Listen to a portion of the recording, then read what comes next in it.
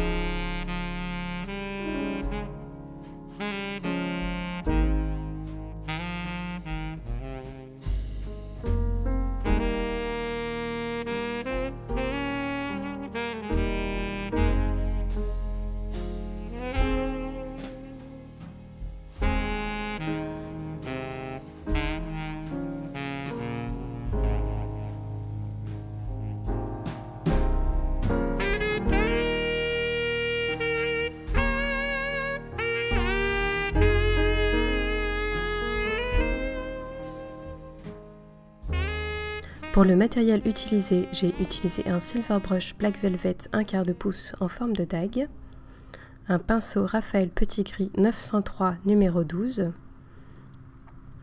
un Ultimo Escoda numéro 8 et un couteau à palette dont je ne me souviens absolument pas la marque, désolée pour ça. Pour les couleurs, j'ai utilisé de l'indigo,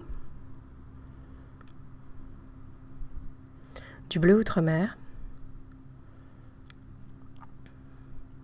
de l'or de quinacridone, de l'alizarine cramoisi permanent et de l'écarlate brûlée de quinacridone. Et pour les couleurs un petit peu extra, j'ai utilisé du chatoiement perlescent, du cuivré iridescent, l'aqua bronze or pâle et l'Aqua-Bronze Argent. Et mon papier est le même que la dernière fois, c'est-à-dire du Saunders Waterford en grain torchon. Pour finir mes cartes de vœux, j'applique une deuxième couche de couleur pour ajouter un petit peu plus de contraste et faire ressortir donc les matières métallisées sur les cartes. Je fais ça assez rapidement et sans trop me poser de questions. Juste, je me laisse porter par ce que je vois sur le papier à la base. Et j'obtiens donc 3 cartes de vœux qui sont intéressantes à regarder, relativement festives grâce à tous ces effets métallisés et perlescents, et qui en plus sont faciles à faire et très rapides.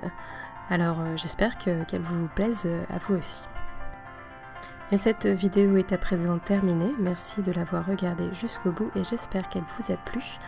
N'hésitez pas à aller jeter un coup d'œil sur le blog où je vous montrerai des petits détails de ces cartes pour que vous puissiez bien vous rendre compte de tous les effets métallisés. Et dites-moi ce que vous en pensez dans les commentaires. À bientôt.